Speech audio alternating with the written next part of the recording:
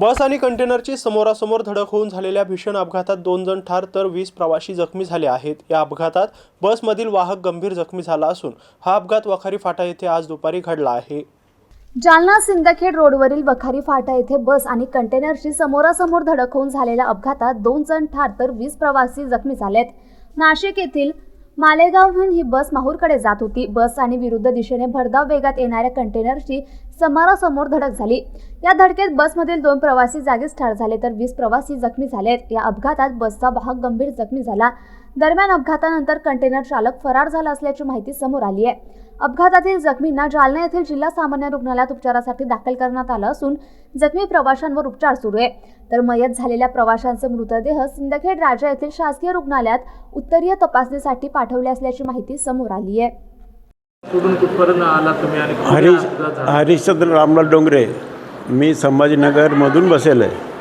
मी जात होतो वाशिमला। न्हाव्याजवळ ॲक्सिडेंट झाला। कशाचा अपघात झाला? आयशर समोरून इकडून जात होती एस टी महामंडळाची गाडी इकडून जात होती। तिकडून येत होता आयशरच गाडी। आपण बसमध्ये होता? हो। कुठे कुठे मार लागला? मला इथे लागले इथे। किती प्रवासी जखमी? 10-12 लोक प्रवासी जखमी आहे। 3 लोक मेलेले असं मी गाडीतल्या लोकांकडून ऐकलेलं आहे। तुमचं कंडक्टर फार सिरियस होतं ते, आणि 1-2 लोकांना फार उठता बसता येत नव्हतं। कोणाला पायाला भरपूर मार लागेल आहे। पिलेला होता। आम्ही इकडनं माहूरला चाललेलो होतो। तो समोरचा पिऊन डायरेक्ट अंगावरती आला। मग त्याला लोकांना वाचवण्याच्या गडबडीमध्ये लोकांनी आरडा केला। तो आपल्यावरती आला। मास्तर गाडी साईडला तवर त्यांनी येऊन गाडीला धडक देऊन दिली। कुठल्या ठिकाणी घटना घडली?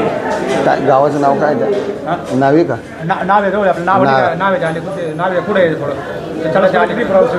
बसमध्ये साधारण तरी 65 प्रवासी असतील, 60-65 प्रवासी। ते त्याला माहिती, कारण मीच स्वतः 7 जखमी, 3 जागेवर गेले।